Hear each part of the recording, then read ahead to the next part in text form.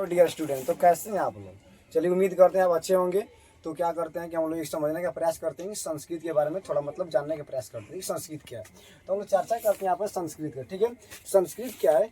तो संस्कृत भारत की प्राचीन भाषाओं में से एक है। ठीक है, तो संस्कृत को बोलते हैं भारत की प्राचीनतम भाषाओं में से एक संस्कृत है। इसके साथ साथ तमिल भी है, मतलब कि तमिल भाषा भी है और संस्कृत भी। ठीक है, तो बोलते हैं जो संस्कृत किसे कहते हैं, व्हाट इज संस्कृत, पर समझने का प्रयास करते हैं। जो संस्कृत है, देवताओं की भाषा को संस्कृत कहते हैं। देवताओं की भाषा क्या बोलते हैं? संस्कृत बोलते हैं। कहा इसलिए जाता है क्योंकि जो संस्कृत है, ऐसा मानना है कि संस्कृत का जो उद्गम हुआ है ना, ओरिजिन हुआ है, वो देवताओं की वाणी द्वारा हुआ है। ठीक है, अब चलिए, संस्कृत को हम लोग देववाणी, यानी कि देवता बोले तो देववाणी बोलेंगे। ठीक है ना, जैसे गुरु बोलते हैं तो गुरुवाणी बोलते हैं, इसको देववाणी बोलते हैं। ठीक है ना।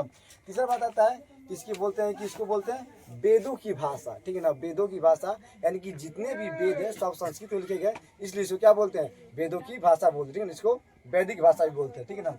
दूसरा बात होता है, इसके बोलते हैं कि इसकी संख्या कितनी है। तो जो प्राचीन काल में पहले इसकी संख्या जो थी कितनी थी? इसकी संख्या थी केवल 3। ठीक है ना, इस संख्या कितनी थी? 3 थी। लेकिन बाद में क्या हो गया, एक और वेद यानी कि अथर्ववेद को लिखा गया और इसकी संख्या कितनी हो गई? 4 हो गई। तो वर्तमान में आपसे कोई पूछता है कि मतलब ये वेदों की संख्या कितनी है, तो सीधे बोलना है 4 बोलना है।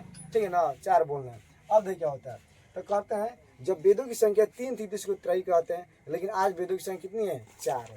ठीक है, अब चलिए, और जो वेद का जो टाइमिंग रहा उसको बोलते हैं वैदिक काल बोलते हैं। क्या बोलते हैं? वैदिक काल। ठीक है, तो चलिए, उम्मीद करते हैं वीडियो आपको अच्छा लगा। थैंक यू, धन्यवाद।